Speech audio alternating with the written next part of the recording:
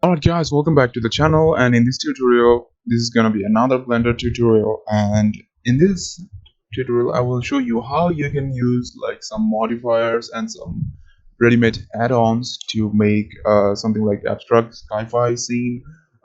This is gonna be a fun one, so without further ado, let's begin. So alright guys, we are now inside Blender, and inside Blender as usual just hit general to create a new scene proposition, and inside there just delete all the default cube light and everything. Press shift A, make a plane, and press S to scale it, and now press S and Y to scale it towards the y-axis. Press tab to go to the edit mode and add a subdivide, and cut it to something, let's say 100.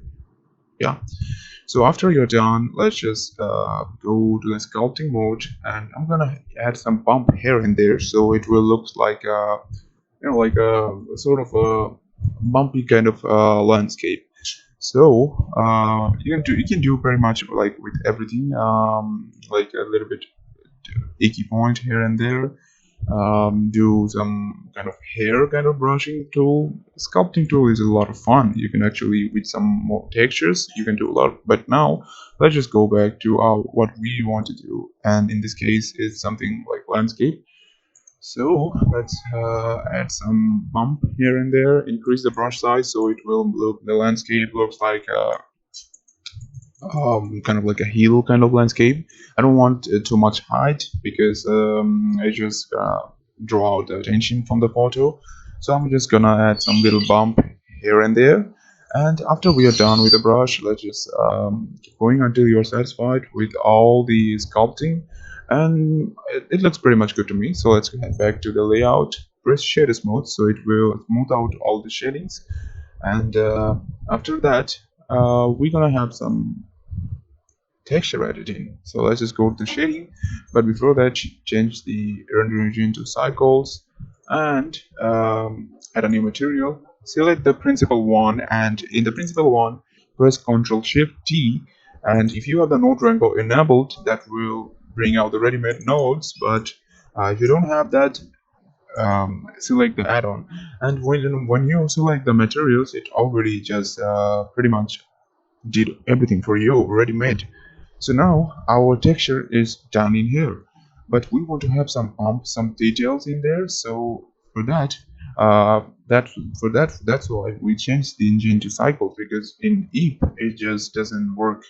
So when you have the cycles, let's just go to the materials and settings, and change it to not just bump only, to something only displacement only. So now when we make adjustment to the displacement, it will show up onto the preview, and just increase it to till you get a satisfied position or something like that. And let's increase the tangent space. If you do something like 1.5, and that will look good.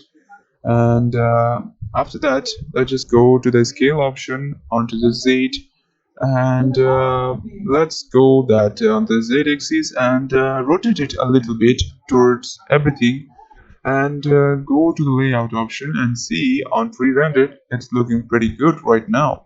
All the bumps and everything is showing up without the light and everything.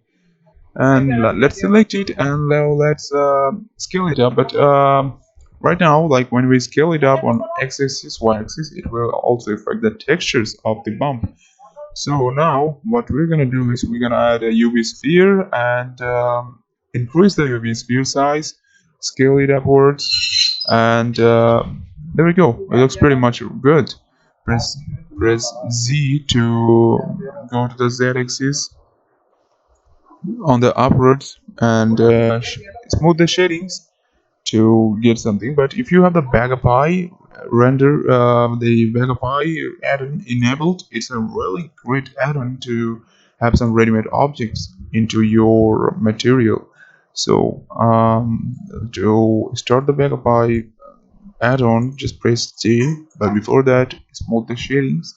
Now let's add J, and go to the mesh tools.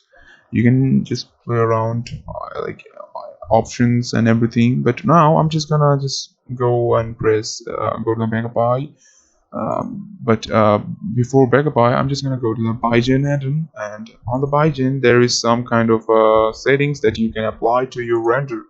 So I'm just gonna select a ready-made one already in there, and I'm just gonna hit the apply to selected.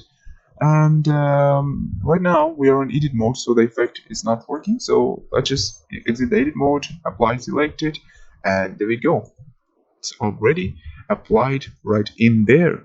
So when you're applied with that, let's just go to the volume and select effect, and let's just go synthetic mesh and apply to the selected. So the synthetic mesh effect will pop up right there, and it's looking pretty good right now. So let's just close the Bygen add-on and rotate around the scene to see that how it looks like.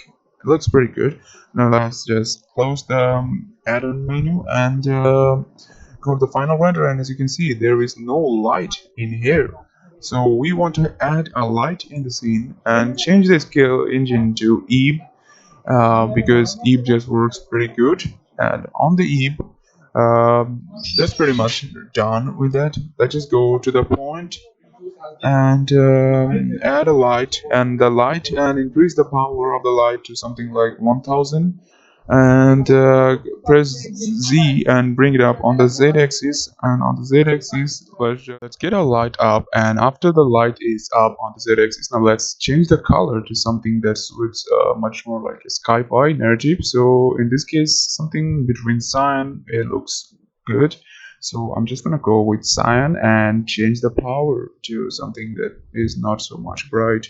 So something around 1000 is pretty fine. And after you do it 1000, check around the vertices and axis that if it's too much or something like that. If it's too much, just adjust it. That's pretty fine.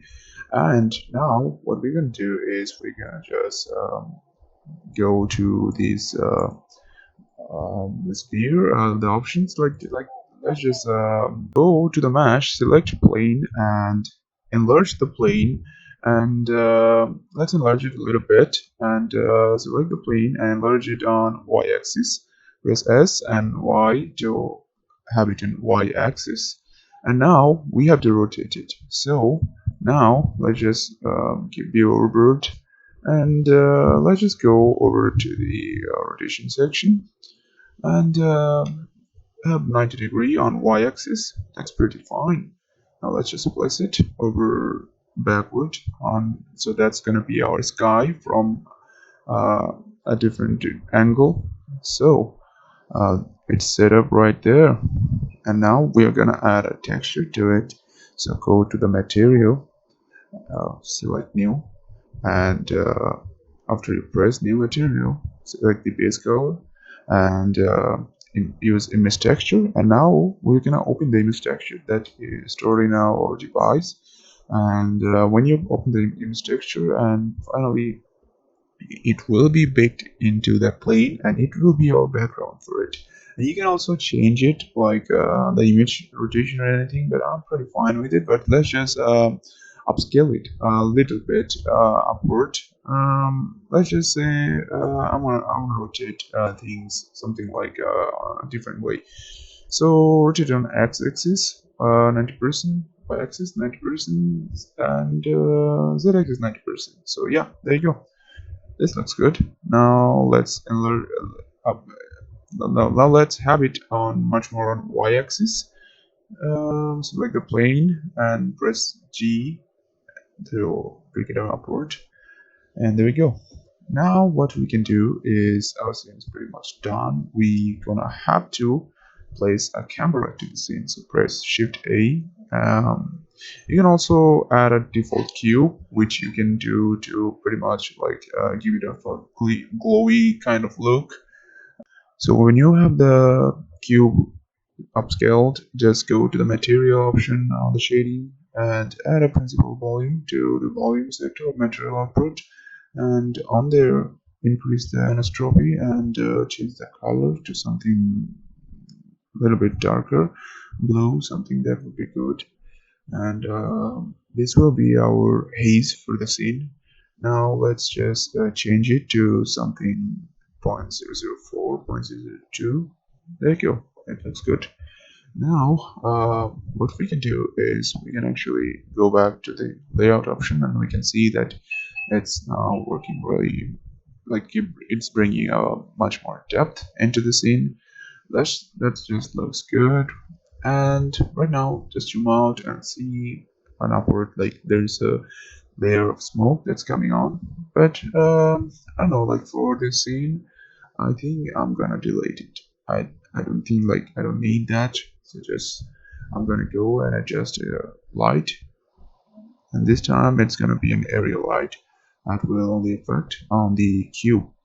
So let's just bring it up on z-axis, and after that increase the power to something like 1000 to see that how it's affecting.